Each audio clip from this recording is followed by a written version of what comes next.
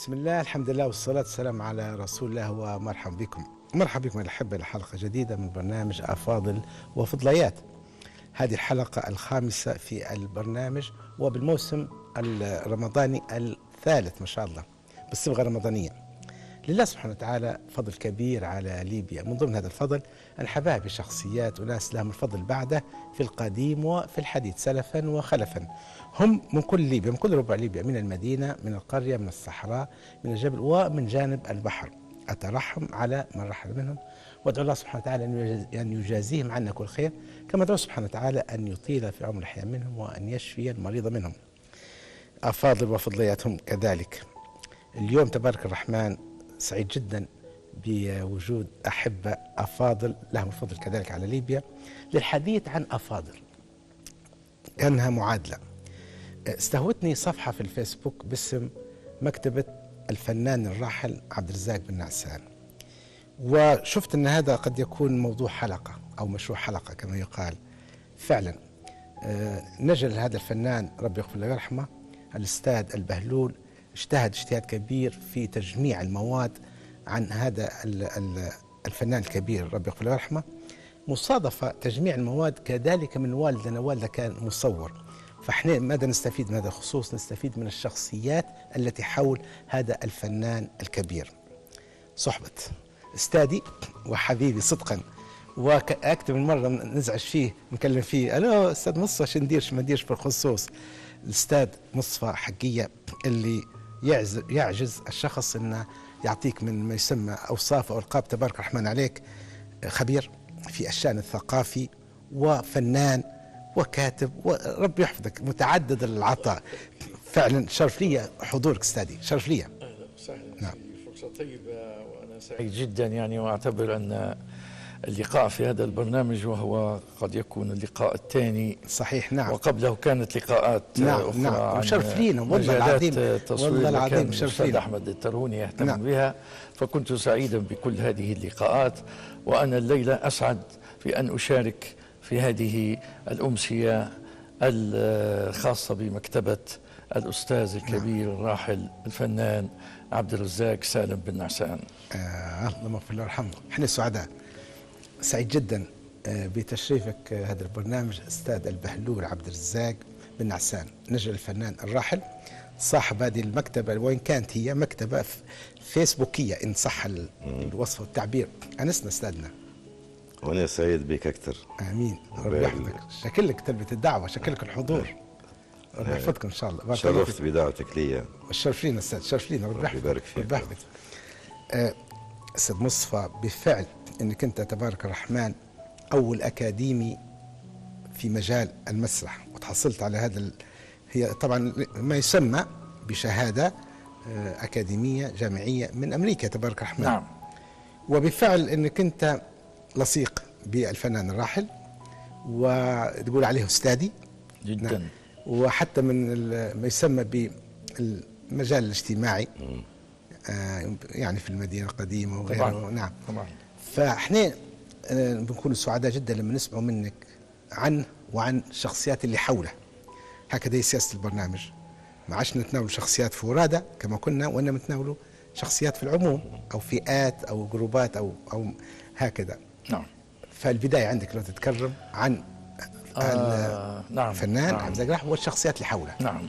اولا الحديث عن عبد الرزاق بن نعسان يتعدى حدود الكلمات. جميل. حقيقة جميل. مسيرة فنية وثقافية جميل. طويلة قد تصل إلى أكثر من 5 عقود. 5 عقود. نعم. جميل. هذه الشخصية هي مجموعة من المواهب والقدرات. نعم. كان فنانا عازفا. نعم. هذه معلومة ما نعرفهاش. وكان عضوا في فرقة خاصة أسسوها نعم. مجموعة من الشباب في ذلك الوقت. نعم. وأيضا كان كاتبا ومخرجا وممثلا، وفوق كل ذلك كان إنسانا احتضنا، وأنا من ضمن الذين احتضنهم وأنا طفل في سنة 1959 في الإذاعة، وكان عمري 10 سنوات. نعم. فهذا الرجل تعلمنا منه أبجديات التمثيل جميل. في ذلك الوقت. جميل. كان حريصا علينا أن نتعلم وأن ندخل هذا المجال بعقلية ناضجة تنضج مع الوقت. اللهم اغفر له وارحمه. كان لي معه الكثير من الأعمال، يعني لو قلت لك 150 أو 200 عمل قد لا تصدق.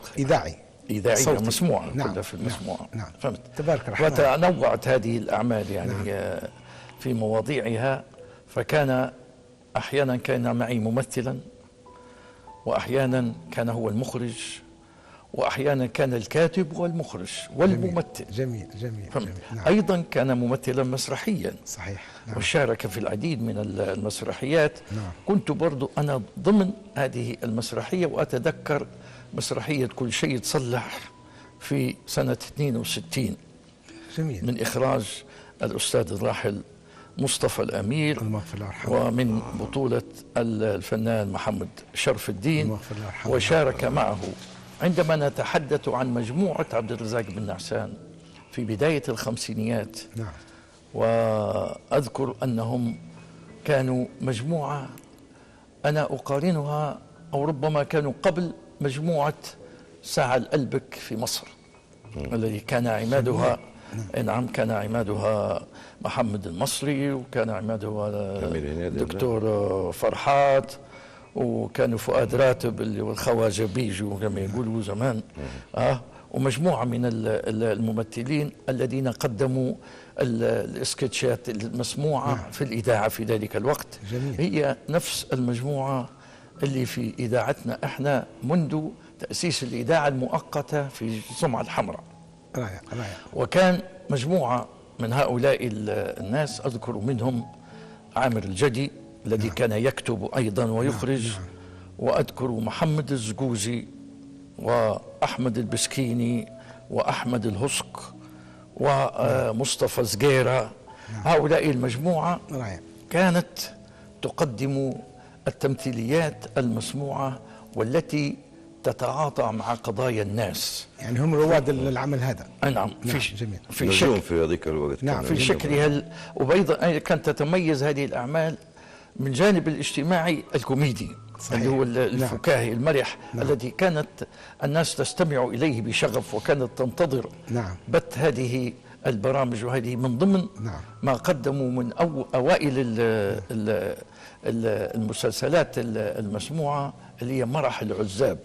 جميل. الذي كان يكتبه عامر الجدي في ذلك الوقت. وبعدين كانت أيضا قطيت في إجازة، وكانت مجموعة هذه في البدايات إلى أن انتقلت الإذاعة.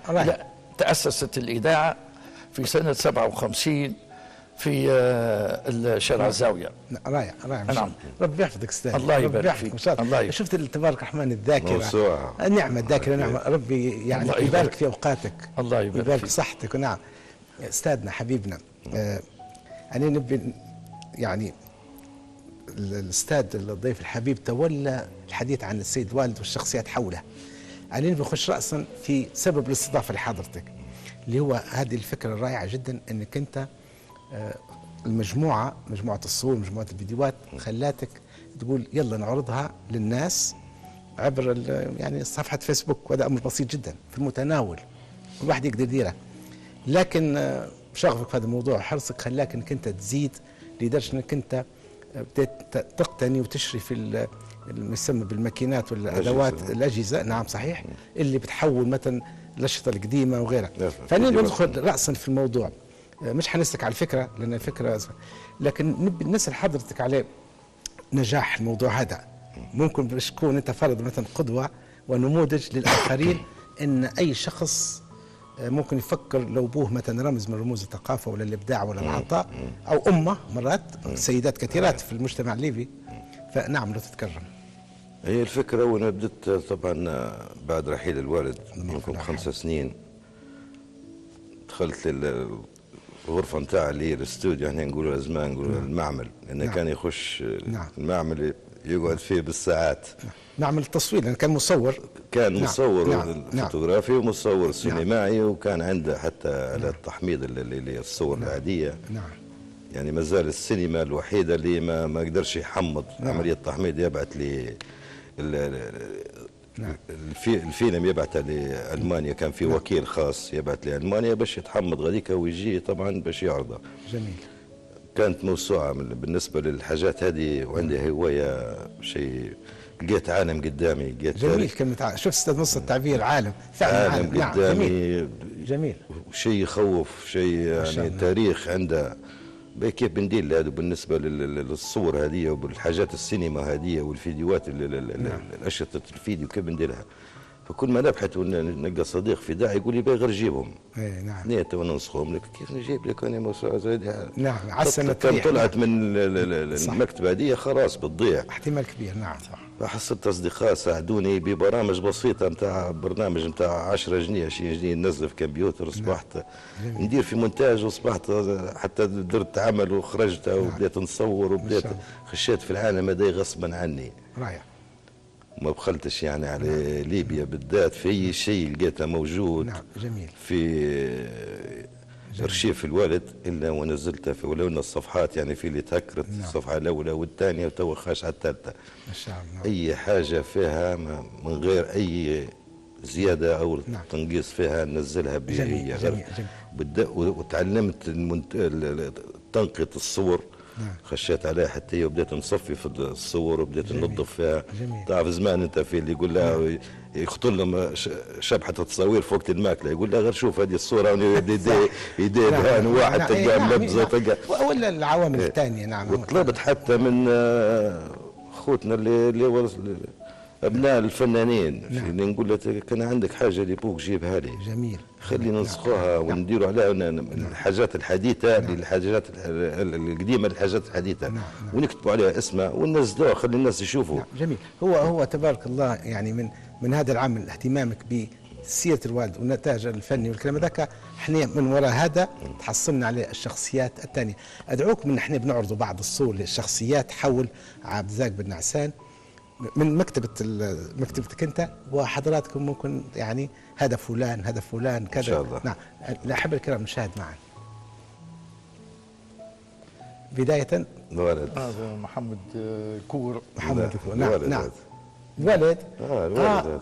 اوكي الولد. حتى نجاني كان محمد كور، ممكن الشنبات هي الخدعه. في محمد كور صحيح. هذا في مونولوج في ممكن الشنبات خدعوني حتى انا. حتى انا حساب محمد كور رحمه الله عليه. لا حويلان هذه حشيشت هذه بدير فيها. هذه اخر حاجه دارها اللي خوي اشرف في المانيا قبل ما يموت بيومين. دار هذا باش دار هذا. وتعرف مريض باش يبي عرفت يبي يهفت علينا. انا قعدت 3 شهور غاديك رمضان غادي والعيد غادي. رحمه الله عليه. هذه مع احمد البسكيني. هذه في حفله في بنغازي هذه. ايوه. احمد البسكين هذا احد اظن عندنا لي صوره استاذ. اي احد المجموعه اللي كانت مع الاستاذ عبد الرزاق. نعم. هذه اسماء. ايضا كان يسموه معتوق. شخصيه معتوق. الاعمال. جميل. صاحب الضحكه الطويله هذا يمتاز مسموعات. يمتاز الرجل هذا بذاكره فظيعه والله. هذا كان يحفظ التمثيليه. حتى انت الله سبحانه وتعالى حباك بذاكره طيبه جدا. يحفظ التمثيليه. هذا الاستاذ احمد بسكين رحمه الله. رحمه الله عليه. كان دائما وهم طبعا المجموعه هذه كانت يقولوا من لمحه. من لمحه. وبعدين يعني عندما تؤلف التمثيليه كانت بالاتفاق. نعم نعم نعم.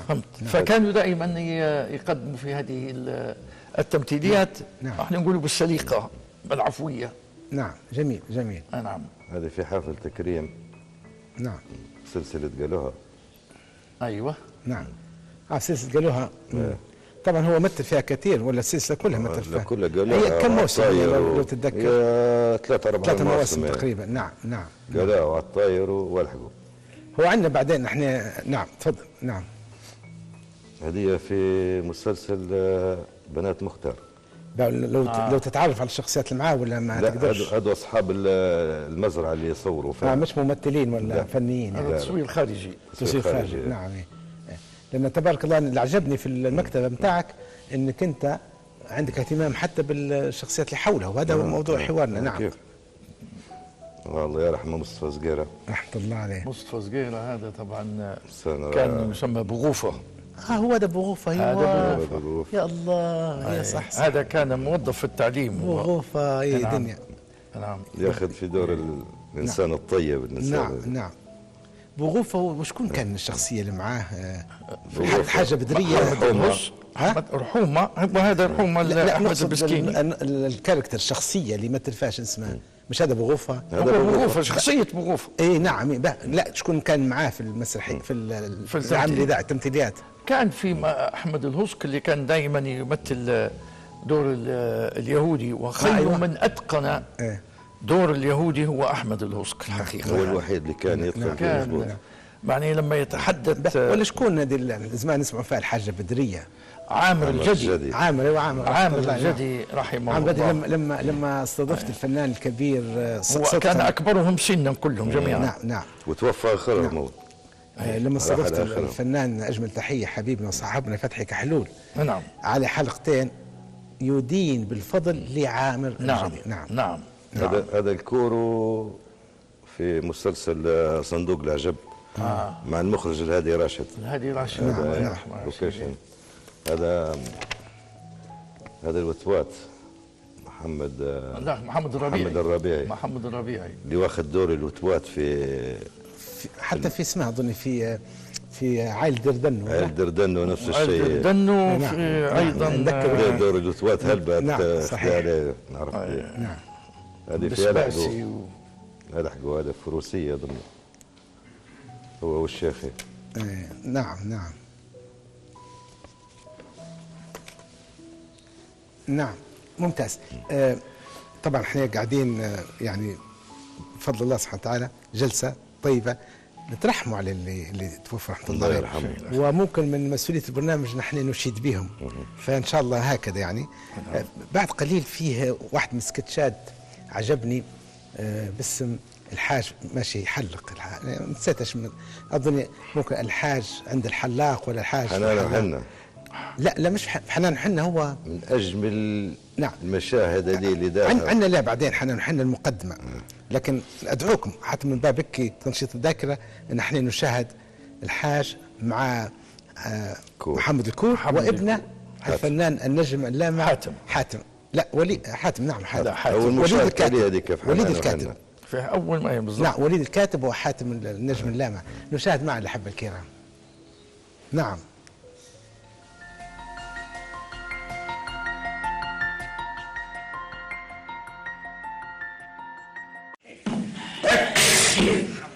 طرسو. شكون هو؟ طرسو. السلام عليكم. عليكم السلام ورحمة الله. مرحبا يا سيدي. مرحبا على السلامة. لبس عليك. تفضل. وين؟ هنا اللي يحدث. الشيخ قبلي. لا أنا ما حد. نزيت أمك. ليش؟ أنا الأولاد الصغار هذي ما تقول فارغة يا. ما يتحملوش هيك. هاي خليها. كيف حالكم؟ تفضل. نبهها بالله احسانها متطور. انت شنو خيرك؟ شنو راحل؟ نعم. راحل. يا ساتر. تعال يا صالح. كيف حالكم؟ الله يبارك فيك. زود لبسك. خير شي الحاج. خير. كيف حال صحتك؟ ما هي؟ حاسك الوالد. والدك هذا هو. ما شنو؟ جدي. كيف حالك؟ الحمد لله. سي الحاج وين بدك تدوخ ولا نتاع موظف شحيح؟ تعرفه ولا شحيح؟ نعم. مش وراك تخرج. لا تقدر ولا زي طبه. اخلاق وفاته. نبهها احسان تكون قنينه. اي طب وانا ما هو عاد ليك تقول لي على نوع الاحسان انت اللي تحسن فيها شنو؟ شنو عندكم؟ شنو عندنا؟ عندكم شو يقولوا له هذا الواحد بتاع الارض. عندنا نعم. تراه احنا ما نجدر تقعد صنعة في ايديك. اي والله صدق. اي والله. هو شنو تبيه انت كيف الشعر هذا قلت لي؟ تحسين هذه اسمها شنو انت عندك فرح؟ خلاص لا قل. انا عريس. عريس؟ ان شاء الله مبروك ما زلت صغير. الله يبارك فيك. والله مستعجل من تو. والله يا رجل يلا. قلنا هو روح بيديرها خلاص يلا. لا هو عندك عقل لكن والله صغير قال.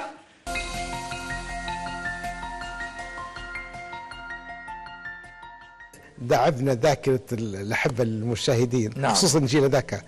أنا نتمنى من حضرتك بفعل أنك أنت تبارك الرحمن علاوة عليه وليكن خبير في الشأن الثقافي، كذلك أنت ممثل مسرحي وإذاعي أول أكاديمي ليبي يحصل هذا يسمى الدبلومة ولا يعني شو اسمها هي؟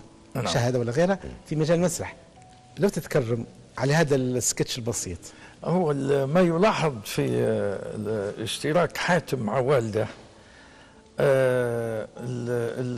الملفت للنظر أن حاتم الكور طبعا موهبة فنية نعم حقيقة نعم كبيرة، رائع جدا، ولكن كان صورة طبق الأصل من والده حتى في صوته. نعم حتى لما تسمع حاتم الكور كأنك تسمع في محمد الكور. صحيح نعم. فهمت؟ وبالتالي يعني حتى لما دار مجموعة المسلسلات الثانية فيما بعد نعم فهمت كانت مختلفة تماما عما كان مع والده. نعم. يعني جميل فتسمع الصوت سبحان الله. نعم. يعني نعم. شبه الصوت اللي تسكت هداي دار موقف لابوي بعد رحيل عمي محمد الكور رحمة الله بسنتين شهرة، سنتين ولا أكثر. حاتم كان عنده دور بيقول هذه في بعد بهلبة عنده دور بيقولها في قالوها أظني ولا لحقوه بصوت بوه. سبحان الله. ضرب لي ابوي تليفون اعطيناه الوالده احنا التليفون قلنا له في واحد يبيك. لما كان مغير صوتها بصوت عمي محمد اكيد الوالد يشوفوا فيه نعم. وجهه الاحمر. نعم. محمد قال له محمد انت وين؟ قال له انت شنو متوفي لي سنين. نعم عرف ابوي يعني خلاص بيبكي يفرق بيناتهم يعني. قال له لا يا عمي، قال له يا عمي عبد الرزاق. قال له نعم قال له انا حاتم ليه عليك؟ قال له يا حاتم ليه عليك؟ احنا نحكوا عليه الصوت ونبرة والتقليد مثلا حاتم لابوه. لو نشوفوا البو اصلا تقريبا اغلب الناس يعجبها الصوت الفنان الكبير رحمه الله عليه محمد كور في عائله دردنو. صحيح ولا؟ نشاهد مع مجموعه يعني. نعم مجموعه من الاعمال من ضمن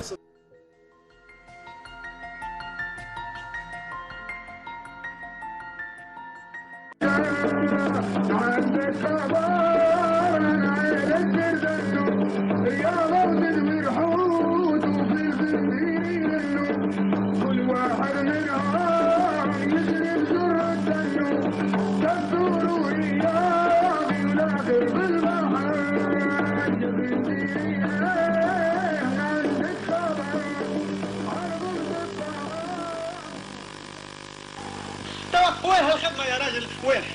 لا خدمة لقيتني خلاص يعني صبت وسحبت. أنا مسكت هو 50 وأنا منهم. وشنو هو مزاح؟ توا أخويا كان تعمل فيه معروف دبر لي فيه خدمة معاكم في بعد الفلاية كده الفارغة هذه. أيوه كان كعبات على البحر ما هو ارتاح. ارتاح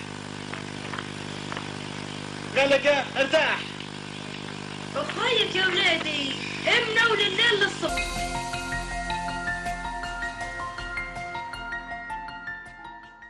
نعم. الأحبة الكرام طبعا صحبة الأستاذ مصطفى حقية. أستاذي من بالدقة 3 أيام مضت ولا تقريبا 3-4 أيام حضرتك كنت مدير ندوة في مشروع المدينة القديمة في ليالي رمضان اللي هي ليالي نعم. رمضان وغيرها. نعم. وهذا يعني الكثير. يعني أن فعلا دائما تبارك الرحمن مصطفى حقية في البال يعني، وديما النظرة ليك أن تبارك الرحمن جمعت بين كون فنان قديم وزي ما عرفنا توا أعمال إذاعية مسموعة وغيرها وكذلك. لو تتكرم هذه الندوة أهميتها للثقافة في العموم. لا أهمية كبيرة يعني زي أهمية هذا البرنامج حقيقة. نعم. هو الغرض من الندوة أو موضوع الندوة كان تناول مجموعة من الشخصيات. نعم. الذي كان لها دور سياسي وثقافي واجتماعي. جميل. في تاريخ ليبيا بشكل عام. نعم. وقد اشترك فيها الأستاذ عبد المطلب أبو سالم. نعم. والذي تحدث عن مجموعة نعم.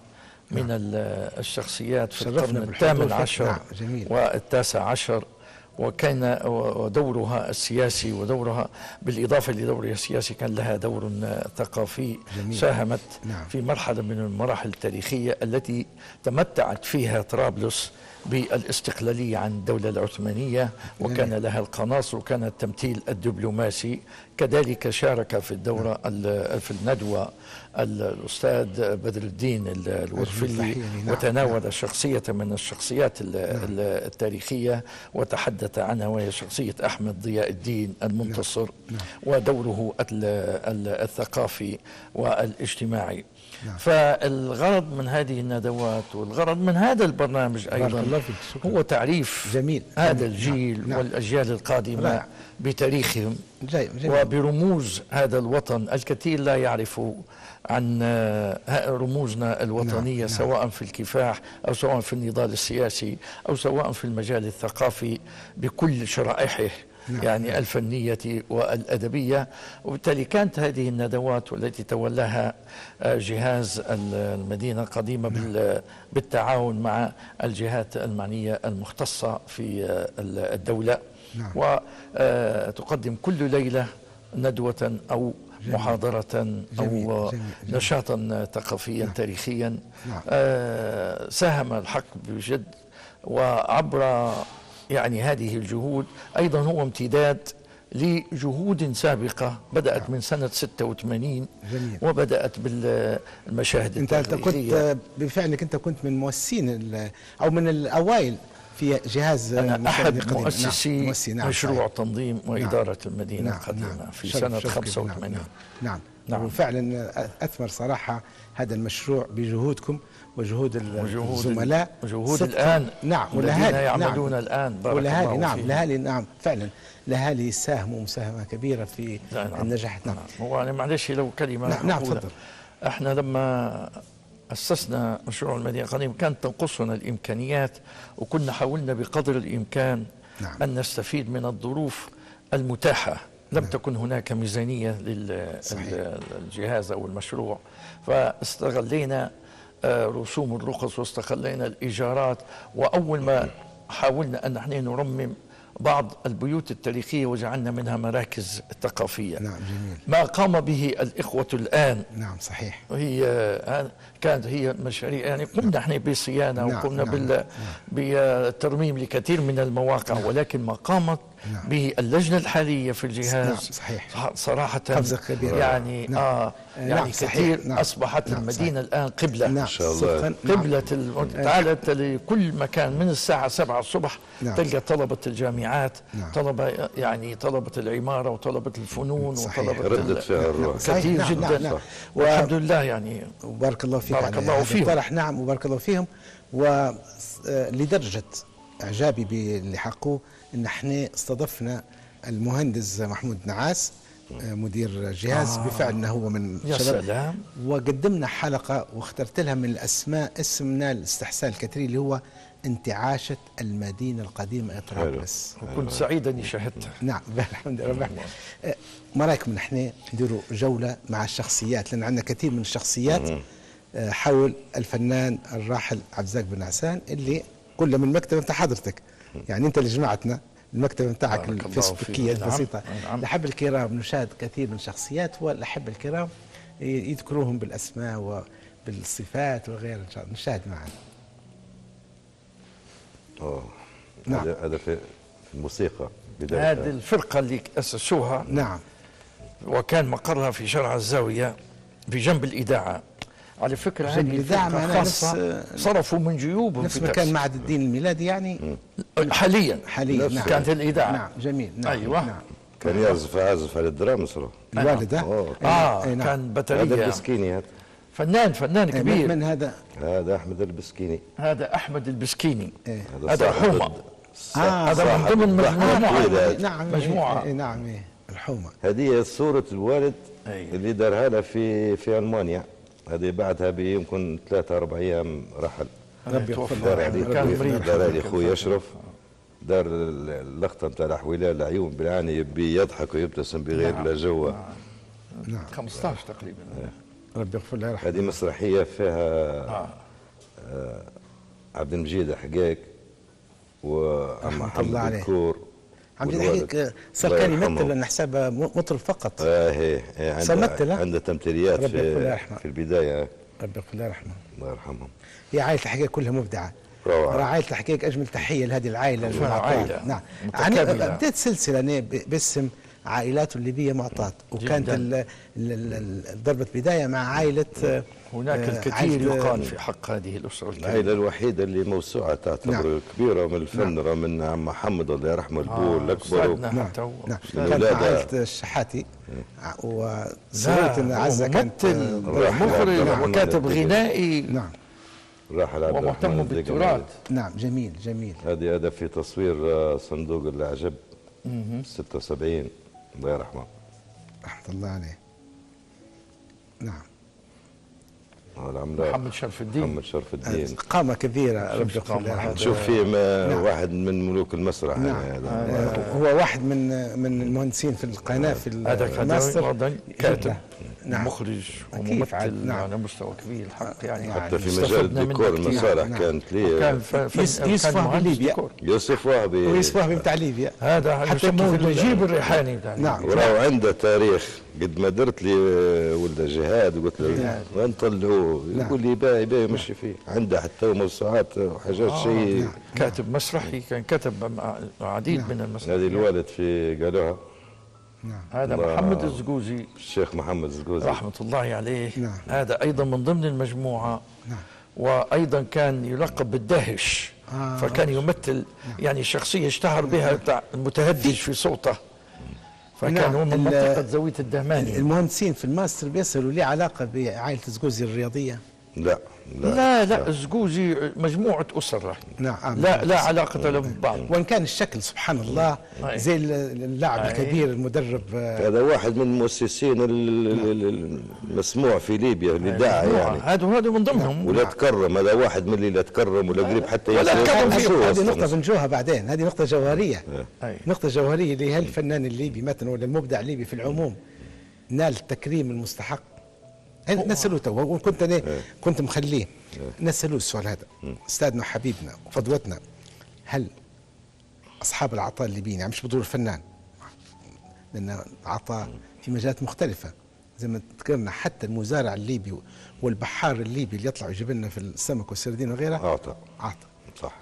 لكن أصحاب العطاء زي ما تقول مبدعين. كل ما يبدع في عمله نعم. هل المبدع الليبي نال يعني ما يستحق من التكريم؟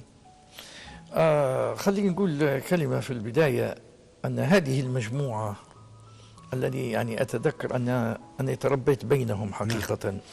فهمت يعني بيناتهم كانوا يعني مثل الآباء بالنسبة لينا كأطفال. يعني هذه المجموعة يعني بالنسبة للخلفية التعليمية بسيطة إذا استثنينا الأستاذ عبد الرزاق. نعم. باعتباره يعني يملك خلفية تعليمية عند يعني في هذا المجال، هو الذي استطاع أن يقود هذه المجموعة. هناك مجموعات ثانية في التمثيل وهم الذين يقدمون المسرح العالمي اللغة العربية. أذكر منهم يعني الأستاذ شعبان القبلاوي والأستاذ إسماعيل الريحان وعبد الحميد حسن، وأيضا المخرج نقول المتألق كان دائما هو الأستاذ كاظم نديم، فجمع بين الموسيقى وبين التمثيل. فكانت مجموعات. لذلك عندما نتحدث عن تكريم هؤلاء الناس فللأسف الشديد أن احنا نقيم هؤلاء الناس بمعايير النقد الحالية. لا يجب أن احنا نقيمهم بمعايير المرحلة التي عاشوها، المرحلة اللي ولذلك هم كانوا طلائع في ذلك الوقت. يعني لما نتحدث عن فرق مسرحية في المغرب مثلا طيب العلج، هذا يعني الفترة اللي ظهر فيها طيب العلج والمجموعات هذه البسيطة كانت أيضا تتمتع بمواهب. يعني هذو الناس كانوا يتمتعون بمواهب كبيرة جدا. فللأسف الشديد أن لم يكرموا هؤلاء الناس. جميل. وأنا كم أتمنى وأنا سأسعى في ذلك لإقامة حفل تكريم لهؤلاء الناس وأيضا الحديث عنهم وعن أعمالهم. جميل. لو تتكرم نفس السؤال، هو طرح مش سؤال يعني، هل تعتقد أن السيد الوالد تحديدا نال التكريم المستحق؟ شو بنقول لك، انا كنت تشوف تو اللوسمه والشهادات اللي اعطوها له، يعني الشيء هذا عينه حتى المكتبه معبيه به. نعم. لكن حاجه ماديه وحاجه نعم. ما اعتقدش. لما مرض، هل يعني هو جانب من التكريم العنايه الصحيه؟ لما مرض مثلا وقفت معاه الجهات مثلا، وليكن مثلا الحاجه الوحيده ولا غيرها، الحاجه الوحيده اللي حصلها في نهايه حياته، يعني التكريم نعم. برفعته لبر نعم. العلاج على حساب الدوله. وحتى كيف جيت من غاديكاي في صندوقك والله يعني، وجاء في طائره خاصه، وجاء يعني حتى السياره اللي رفعتها لعند البيت جابتها سياره مراسم، لدرجه يعني تصدق وصل له الساعه 4:30 في الليل الفجريه والجو صقع نفكر فيه. طلع من الطائره هذيك الطائره الخاصه ومشي، طلع من بوابه المطار. ثاني يوم ضربوا لنا الجمارك بتاع المطار، قالوا لنا وين اوراقي الحاج؟ قالوا كيف طلعتوا انتم؟ احنا شفنا له نعم. يعني خديت تكريمه النهائي. اللهم صل على النبي. لأن حتى لو وصلنا للجبالة في الظاهر غاديكاي بسيارة المراسم هي. ربي يغفر له ويرحمه. هو على ذكر التكريم، لو تسمحوا لي في على أكثر من مناسبة في أكثر من حلقة، ممكن لدرجة الملل عند بعض الأحبة المشاهدين ويعذروني، من هذا البرنامج دائما ننادي بإنشاء ما يمكن أن يسمى متحف الشخصيات الليبية، ومش مقصود أو مقصور كلمة شخصيات على المبدعين أصحاب الفن والأدب والشخصيات المعروفة كثير.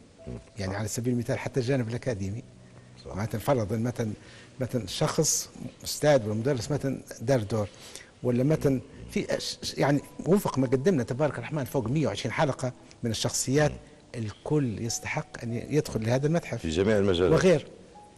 فالتكريم مرات يكون هو حي، هذا مطلوب، لكن اللي ماشي في ليبيا سامحوني يعني معليش، عكس بعد لا يموت يكرموه، بعد ما يرحل، وبعد لا يموت يكرموه بطريقة في مزعجة. مثل شعبي نعم، طريقة وقت حي مشتاق للبسرة، صحيح. وقت ما تعلقوا له عرجون. نعم جميل. يعني جميل. نعم. يعني وانا اتحدث عن تكريم يعني زي عبد الرزاق بن نعسان، كرم بشهادة التقدير، كرم ربما بإفاده للعلاج، لكن التكريم الحقيقي يجب أن يكون من خلال حفل.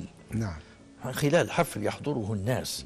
مثل ما قمنا بتكريم الفنان عبد اللطيف حويل، ربي يشفيه في سنوات، ربنا يشفيه ان شاء الله، نذكره بالخير، وهو فنان كبير. نعم. فنان كبير يعني. والحقيقه واللي من العمالقه الباقيين، ربنا يعطيه الصحه والعافيه. فلازم يكون في التكريم دائما تكريم بالناس بالدرجه الاولى. يعني الان فيه ما يمكن ان يقال عنه من تصوير السيد الوالد. حدثنا عن هذا الموضوع. هذه في الأولى طبعا في شو اسمه في نادي الصيد والرماية اللي تو قدام قاعة قدام يعني بنقولوا للأحبة الكرام انه هو كان هاوي تصوير خصوصا سينمائي. تصوير الفيديو. نعم سينمائي. هذه رحلة درتها أنا وياه ومعي أخوي عبد المجيد. نعم. رحلة مشى للشرق، هذه كلها تصوير هو، هذه حديقة الحيوانات تاع بنغازي قبل قوس فيلين اللي هدم. هذا الشيخ الأسمر بزليطن، المبنى الأول القديم. هذه ليلة 1/9 تصوير باب حر الوحيد اللي مصورها. هذه أصور فيها باب حر أنا من في الشقة. هذه نجاة الصغيرة حتى حفلة في طرابلس 69. هي الكاميرا التصوير زي المسدس. نعم. وهو يخنف فيها خنبة يصور فيها هي ما زالت زي قبضة اليد هيك. خش على جدي قال يا عبد الرزاق شو دير لنا جيش لوطة شاد لي الوحدة زي المسدس يشوفوك يضربوك. يعني مشي وقعد يصور سيارة الجيب والجيش كيف يجوا يخشوا المدينة القديمة من باب حر. هو أنت صدقا يعني بارك الله فيك. نعم. هذه فيها صوت السيد المخرج.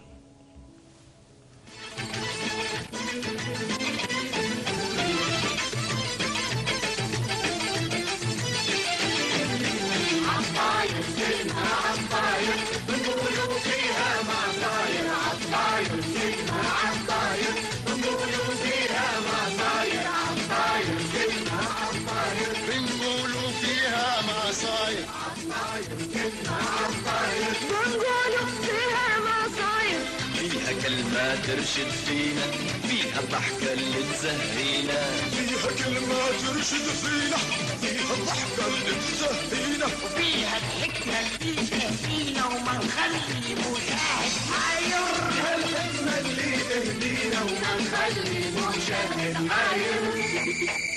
عطاير كلمة عطاير ونقولوا فيها مصاير، عطاير كلمة عطاير ونقولوا فيها مصاير، عطاير.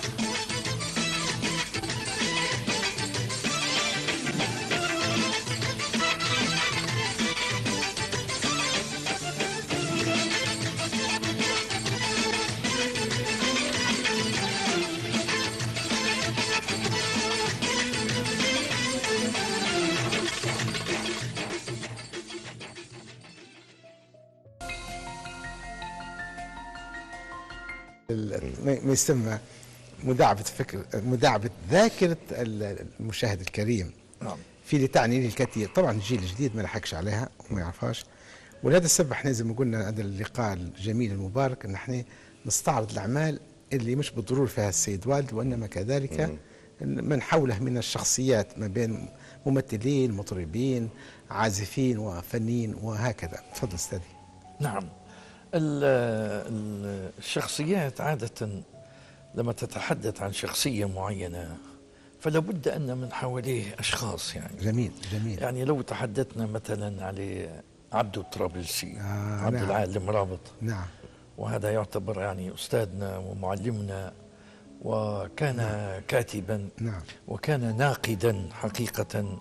كان هذا الرجل ينتقد الوضع، يضعه في شركة، الشركة ينخر فيها السوس نعم. ومشاكلها كذا، فكانت الشركة هي رمز للوطن. كيف جميل. كانت المشاكل، إسقاط يعني. كيف كانت كذا. نعم. استطاع أن يعني يستقطب عتاولة التمثيل في الإذاعة في ذلك الوقت يعني. جميل جميل. شعبان القبلاوي رحمة الله عليه. نعم. واسماعيل ريحان ولمين ناصر هادي راشد والاستاذ محمد حقيق وهادي راشد والريشي، اي وايضا طاهر الجديع، مجموعه يعني يعني مجموعه كبيره من الممثلين بما فيهم الاستاذ عبد الرزاق بن نعسان يعني. نعم. فهمت. فدار مجموعه الاستاذ عبد الطرابلسي. عبد الطرابلسي اللي هو الاسم الحقيقي عبد العال المرابط. عندنا لي صوره ان شاء الله فيما سيأتي. هذا دار مجموعه من التمثيليات. كانت الناس تنتظر. نعم. نعم صحيح. في التمثيليه الساعه 10 يقول علي كبير ويقول علي صغير، وانا كان لي الشرف وانا طفل ان امثل اول تمثيليه في حياتي. كانت بطولة تمثيلية اسمها أموال اليتامى، كانت من تأليفه وإخراجه، وكنت أقف وأنا طفل صغير أمام عمالقة التمثيل. جميل. يعني كنت أرتعش بصراحة. القامات كانت كبيرة.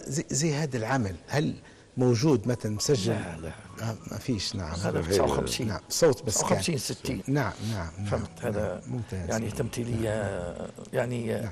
وكانت نعم كانت تحكي على قضايا اجتماعية. نعم. كانت تحكي عن نعم. العلاقات الاجتماعية بين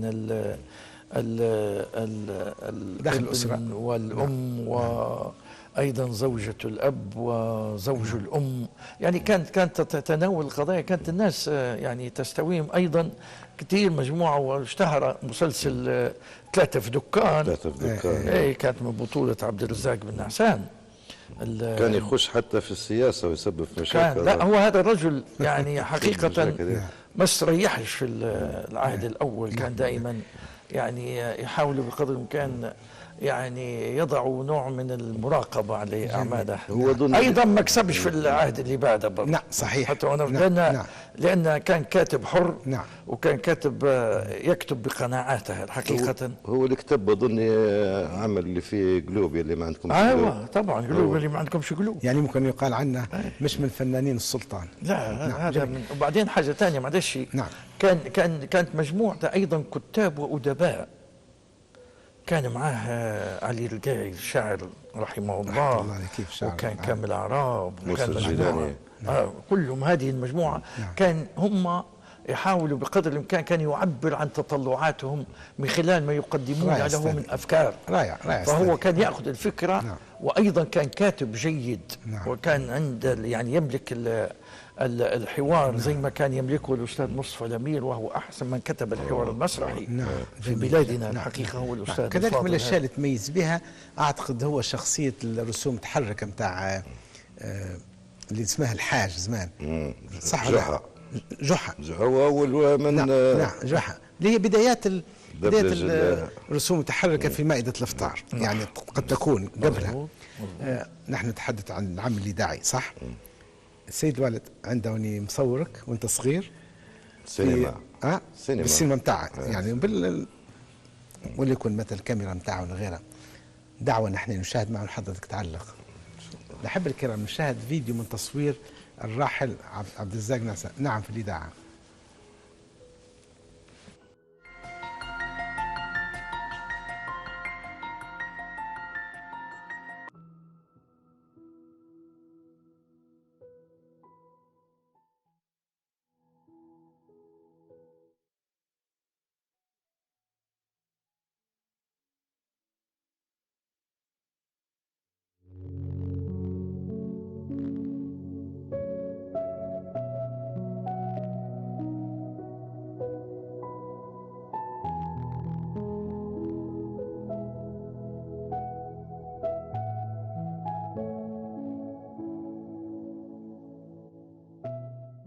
نعم الموسيقى هذه مقر الفرقة هذا المعهد حاليا يعني هذه مكانها لولا بعد عمارة البريد حاليا.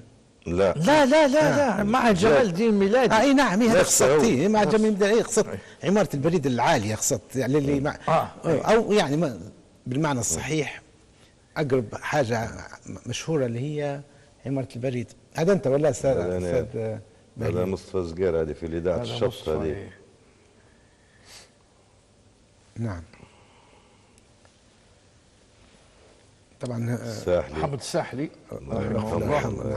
حمد الساحلي من الشخصيات اللي خشوا في فيلم الرسالة المسرحي. نعم قصدي يعني وابدع في ابدع الرسالة. نعم بالدور الصغير ولكن كان ممثلا كبيرا. هذا الربيعي الوتوات محمد الربيعي. نعم نعم سلاف هذه المطربة هذه. هذا حسن مطرب سلاف قديش كنا نسمعونها سكرتير الإذاعة هذا مضبوط.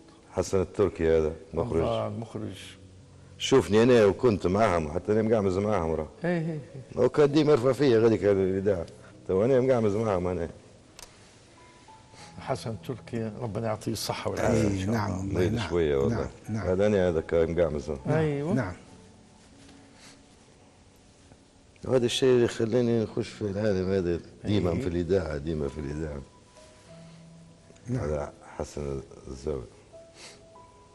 هذه لقطة لشرف الدين والساحلي. هذه الصبحية قبل ما يخشوا يديروا فيه لقطات هيك يصور فيهم هو معك. هذا مشهد يعني هذه نكتة. السواق بسكر على للتلفزيون ولا؟ مش التلفزيون ولا كان حاجة سينمائية؟ هذا هو السينما هو رافع معك كاميرا ويصور. لا هم مديرين توا. هم مديرين مشهد على اساس هم كابينات السينما اللي هي سوبر. نعم هي قصدي مش لاجل التلفزيون. لا الارشيفه هو بيقعد يبكي تو بينادي على اسماعيل ريحان يقول له زود اضربني هو زعمت كذا كبير هذاك الصور.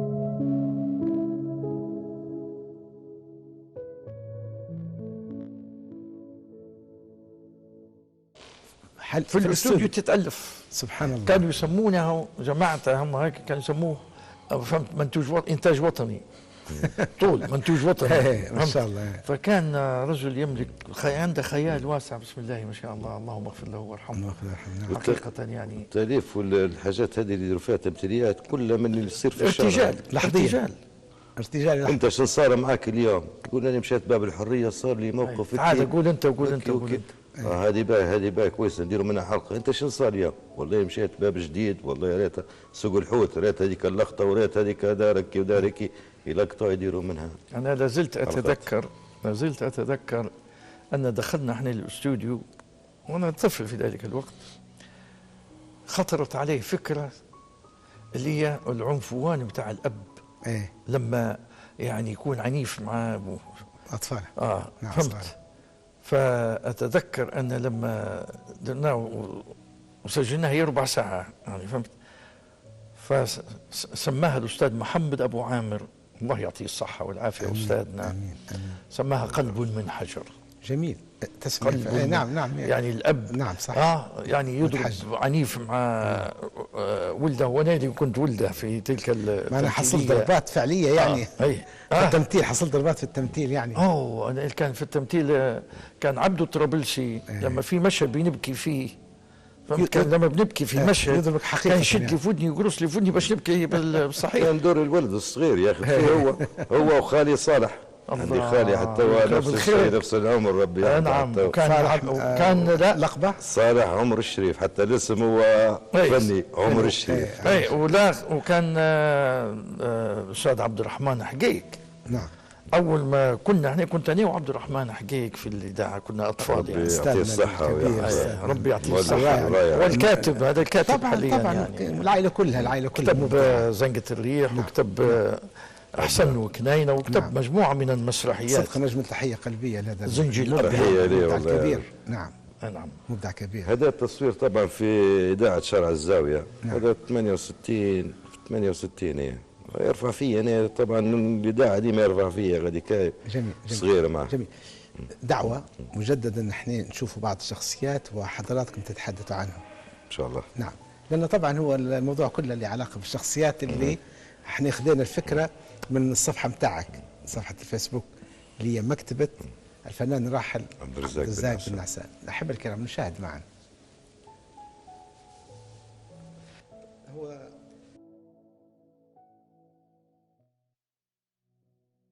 هي في مسرحية هذا المجموعة طبعا الأول هذا عبد الرزاق، واللي في الخلف زقيرة عامل الجديد أكثر. الأول زقيرة، الثاني ممثل جزائري أي. الوالد عبد الرزاق بن نعسان، ممثل جزائري عامر الجدي في الخلف. نفس الشيء ممثل جزائري، هذا من ارشيف عامر الجدي محمد الربيع. هذه واحدة من المسرحيات اللي كان يدعموا بها في الجزائر، حرب الجزائر في الحرب.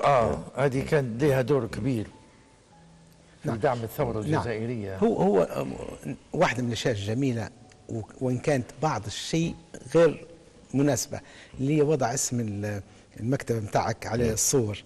هي جميلة أنها تحتفظ بالحق ليك، لكن مرات تأثر في مكونات الصورة وعناصر الصورة. هذه اللي احنا نقول تدير تشويه يعني. وفوق هذا هذه طبعا يا استاذ بهلول هذه وجهه نظر تخصصيه. والله لان لقيتهم في تصاوير.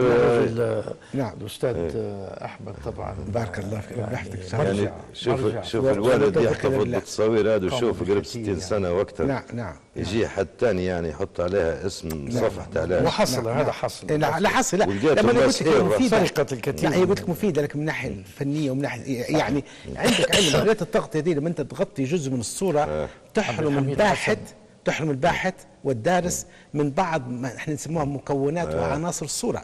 مرات البساط، مرات الحيط، مرات كذا مثلا يعني بصفه عامه، مرات شخصيه ينزل عليها هذا الختم نتاعك مثلا يعني. لكن هي بالضروره يعني انا اتفق ان هي بالضروره حتى نحط فيها في اماكن يعني. شكون الشخصيه اللي فاتت؟ هذه على المسرح. عبد الحميد بالحسن. هذه في بنغازي. هذه هي بنغازي. حفله مناسبه افتتاح الاذاعه. هوني عادل عبد المجيد ربي يعطيه الصحه. واظني يعطيه الصحه الفنان الرائع عازف محمد دهماني خلف هذا الوالد حتى هي الشاعريه. هذا تصوير الوالد والله صغير بان هنا. ايه صغير. هذا صاحب طيران في عشر الوفاء. لا محمد صدقي. شعريه نور عيون. نور عيون. هذه فرح له حتى هي في منطقه بنغازي. نعم. تصوير الوالده. تصوير الوالد يعني فعلا فنان يعني رحمه الله عليه. طبعا على اليسار والمرحوم جمال ولا على اليسار جمال حريري ولا الراحل جمال يرحمه. وعلى اليمين عبد الباسط الاستاذ عبد الباسط ولا فنان الرائع. هذه فرح اظني دنيا بالله خسرت الشاشه دوام لله سبحانه وتعالى. جمال حتى هو من هادي راشد الله يرحمه. رحمه الله عليه. طبعا مخرج سينمائي ايضا. نعم سينمائي. نعم. ولا كان كاتب، وهذا عنده برنامج زمان في الخمسينيات اسمه العم عتيق. العم عتيق. اي نعم. نعم. حكايات العم عتيق. يعني هو مخرج اكثر من كاتب، مخرج وكاتب، حتى كاتب. نعم. نعم. يعني مثلت مسلسل كامل تبارك الله في الاذاعه زمان. نعم. هذه في السبعينات حتى هي مسرحيه، والوالده كترتها في السبعينات، كانت مسرحيات هلبة هو والمجموعه. اي صح. يعني احنا ما بنشوفوش فيه، يعني في الليل يروح لنا مرات الصبح، واحنا الصبح نمشي المدرسه ما عشان نشوفوه. نعم. السيد المخرج والأحبة المهندسين سألوكم سؤال، يعني أنا أحببت الإجابة. قال لك هل السبعينيات أفضل، يعني كما يقال الوقت الذهبي للمسرح؟ لا. نعم. العصر الذهبي للمسرح الخمسينات والستينيات، هم سيروا على الستينات. نعم. العصر الذهبي للأدب. والله أعتقد هذا كان سؤال، ممكن لم أحسن العصر الذهبي للشعر. نعم. العصر الذهبي للصحافة. هل تعلم في الستينيات قبل 69 نعم. في الستينيات كانت هناك 12 صحيفة تصدر في ليبيا في الأسبوع. جميل، معلومة حلوة. فهمت؟ فالحركة الصحفية كانت نعم. كبيرة جدا. نعم. وسمي لك البلاغ، وسمي نعم. لك الرائد، الفجر، الطليعة، الحقيقة. الشعب، نعم. الميدان، صحيح. العلم. نعم. مجموعة كبيرة نعم. من نعم. الصحف، وأيضا كان فيها أيضا هامش. نعم. يعني من الهامش لا بأس به، من حرية الحرية، التعبير. من الحرية. نعم. يعني والله نحب نضيف أجيال تكونت. نعم. أجيال تكونت في هذه الفترة من أساتذة كبار في الصحافة. نعم. المهدي الججيجي، عبد القادر مهروس، نعم. ومحمد فخر الدين، حتى الأستاذ علي مصطفى المصراتي كان رئيس تحرير نعم. صحيفة نعم. الشعب. نعم. كانوا مجموعة، يعني أنا لا أستطيع الآن أذكر علي وريت، محمد فريد السيالة. نعم. الأستاذ نعم. الفاضل. نعم. إيه، وفهمت. نعم. وريت أيضا. نعم. نعم. علي وريت البلاغ أصلا رحمة الله عليه. نعم. والدكتور محمد وريت حاليا موجود. نعم. ربي يعطيه الصحة والعافية. نعم. فهمت؟ فكانت الفترة الذهبية فعلا كان حتى نعم. في الإنتاج الإذاعي. نعم. جميل. فهمت؟ حتى في الإنتاج الإذاعي كانت فترة الستينات في الغناء. نعم. في الأغاني، يعني كانت اشتهرت الكثير من الأغاني، ملحنين على كتاب أغنية، يعني ظهر الحريري وظهر مسعود القبلاوي. صحيح. وقبلهم كان في الخمسينات الأستاذ علي السني رحمهم الله جميعا. وكانوا المطربين طبعا الستينيات. الستينات بداية 60 كان محمد رشيد، بعدين توالى محمد السيليني. نعم. فهمت؟ خالد سعيد، وزي ما شفنا محمود كريم، الشعالية ومحمد راسم فخري. نعم. نعم. هذه المجموعة اللي كانوا قبلهم في الخمسينات كان سلام قدري، وكان محمود الشريف، وكان محمد بوغرين، كان من الملحنين والمطربين أيضا محمد مرشان، وكان الفنان محمد الدهماني، وكاظم نديم هو الأستاذ. نعم. الحقيقة هو رائد، ما نسميه رائد الأغنية الليبية الحديثة. نعم. نعم. فكثيرين من الفنانين نعم. ظهروا في هذه الفترة، في فترة الستينيات. نعم. يعني كان عصر حتى في التعليم. نعم. صحيح. يعني فترة الستينيات هذه، وإن كنا أيضا نقارنها حتى بالعالم، فترة الستينات كانت فترة ازدهار في العالم. نعم. يعني حتى الازدهار الاقتصادي والازدهار الأدبي. عصر ذهبي لليبيا كلها. نعم. نعم. فكان يعني، وبعدين أيضا فترة التنمية. نعم. عندما بعد ما ظهر النفط في ليبيا. صحيح. سخرت كثير من الإمكانيات للتعليم. جميل. نعم. للتعليم بالدرجة الأولى. نعم. وليبيا كانت معروفة. نعم. في التعليم. أنا أتذكر يعني، وإحنا كنا نتابع في هذه الأخبار، وإحنا من صغر نحن نتابعه. فهمت؟ فكانت في خطة للتنمية. صحيح. في خطة للتنمية. نعم. تعرف وزارة التعليم في ذلك كان فيها 4 وكلاء. جميل. نعم. هو جميل. هو على عجل سبحان الله في أكثر من حلقة، وحتى خارج البرنامج ديما نسل في الأساتذة الأفاضل بنتعلم منهم الإجابة على مولد ليبيا، يعني متى ولدت ليبيا بمعنى الصحيح. ففي اللي يقول مثلا مع العهد الجرمالي مع البطولات البحرية الليبية، وفي اللي يقول مثلا مع كذا. لكن لو بندير عن استقراء ولا مثلا زي ما نقول تجميع للإجابات، تجدنا كلهم يقولوا مع المملكة الليبية، وتحديدا ال4 و5 سنوات يعني بعد. نعم. جميل. أدعوكم وأدعو الأحبة الكرام نحن نشاهد حاجة حتى هي ممكن تذاع بالذاكرة شوية، لها علاقة ببعض مقدمات البرامج المنوعات. نشاهد معا الأحبة الكرام.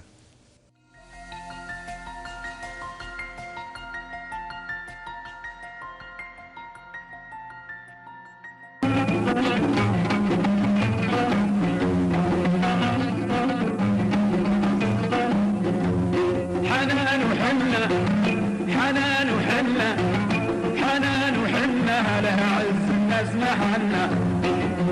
حنان وحنة لها عز الناس محلها يوم حنان وحنة حنان وحنة حنان وحنة لها عز الناس محلها حنان وحنة لها عز الناس محلها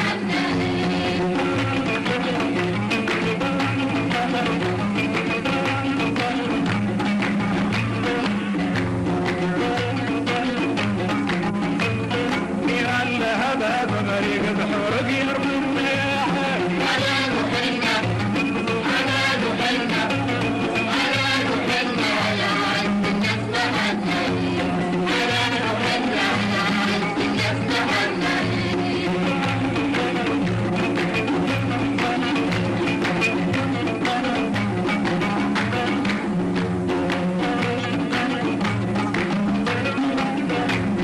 وبخير يجود رويش وبصحاري وبرود.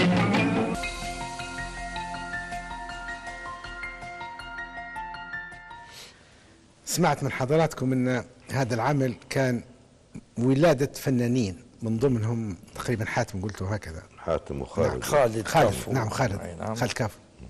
اما السنة بيقولوا الأحبة انا اتصور في ما بين 88 و 89. حنان وحنة هيك في تقريبا ال 86 86. انا نذكر الفترة في هذه. تواني جبتها. هو شكرا لك انت. هذه من المناسبة الحب الكرام كل الأعمال شفناها من مكتبة، يعني أنا يقولوا فيها فاضي ما اجتهدتش في البحث. ليش؟ يعني احتراما والتزاما بالاسم تاع الحلقة. جبتها من باب تنشيط الذاكرة، والإنسان يحب يسمع الأشياء اللي كان يسمع فيها في هو صغير. نعم هو صغير وهكذا. نعم تفضل سامي. نعم.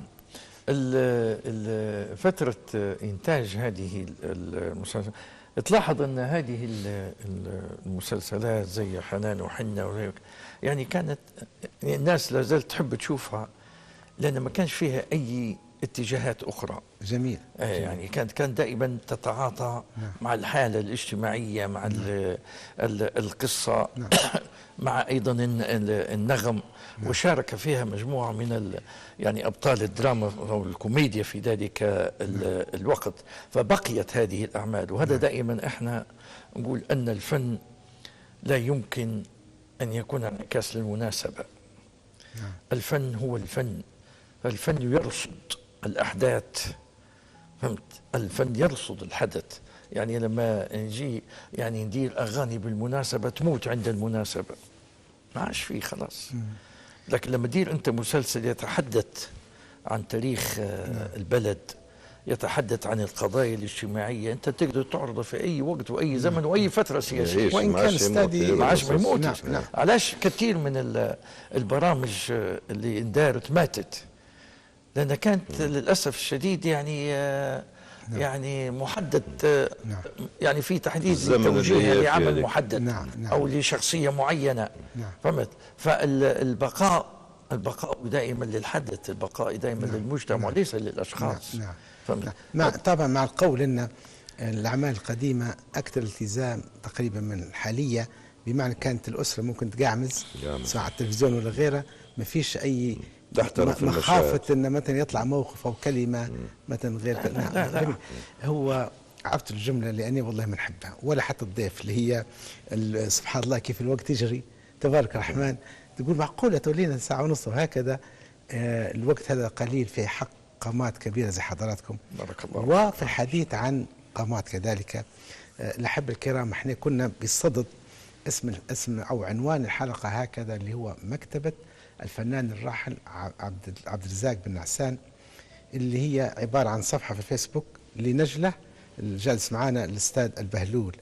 وتبارك الرحمن لا استغناء ولا غنى عن القامة الكبيرة، خبير في الشأن الثقافي صدقا، وكذلك أنت فنان، وكانت لك كثير من الأعمال الفنية مع هذا الاسم وغيره. سعيد جدا بالله العظيم، سعيد جدا أن حضرته لبيت الدعوة، وإن شاء الله يكون الله سبحانه وتعالى وفقنا. نحن تحدثنا عن هذه الشخصيات كما هي، وكما هو معلوم الوقت ما يكفيش نحن نتحدث عنهم وغير.